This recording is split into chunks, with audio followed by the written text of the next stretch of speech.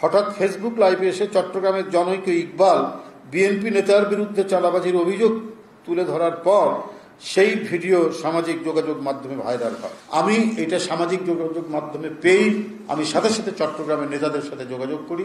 একজন ব্যক্তি সে একটা ঘরে অবরুদ্ধ দেখাচ্ছে, তার নাকের এখান থেকে রক্ত পড়ছে এবং বলা হচ্ছে যে তাকে বিএনপির লোকরা ঘিরে রেখেছে, তাকে মারধর করেছে, সে সাহায্য চাচ্ছে। এটা আপনাদের সামনে যেটা বলছি, এই যে ভণ্ডামিটা করা হয়েছে এটা গণমাধ্যমও হয়েছে এবং আমরা সেখানে পুলিশের কাছে যোগাযোগ করেছি, বিভিন্নভাবে আমাদের নেতৃবৃন্দ সেখানে যোগাযোগ করেছে। সম্পূর্ণ বানোয়াট একটি ঘটনা তৈরি করে এই কাজটি করা হয়েছে।